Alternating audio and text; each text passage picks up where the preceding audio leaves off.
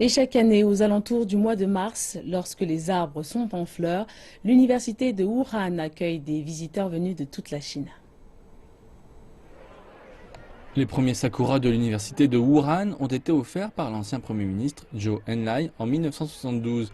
En 1982, afin de célébrer les 10 ans de l'établissement des relations diplomatiques, une entreprise japonaise a offert 100 plants de sakura.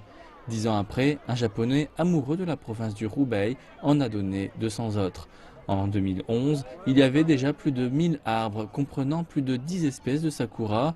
Chaque année, après la floraison des calicantes, les sakuras s'épanouissent successivement. Les fleurs brillent dans les monuments anciens et cela ne fait que rendre l'université de Wuhan plus charmante. Yes, I think it's a very beautiful sight. Oui, c'est très beau ici. Les sakuras sont très jolis. Cela embellit le printemps. Je viens de Shanghai, il y a aussi de sakura à l'université Tongji, mais c'est différent d'ici. Ici, c'est plus beau, les monuments anciens, l'histoire et les fleurs, c'est impressionnant. Mis à part l'université de Wuhan, il existe aussi d'autres lieux pour admirer les sakuras, comme le parc de sakura du lac de l'Est, qui est l'un des 3 sites pour les sakuras les plus connus au monde.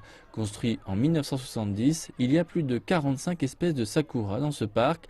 Les premiers arbres sont venus du Japon en 1978 pour rappeler le début des relations diplomatiques.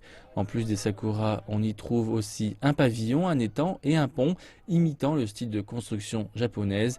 Les visiteurs ont un peu l'impression d'être au Japon. Ce parc est assez délicat.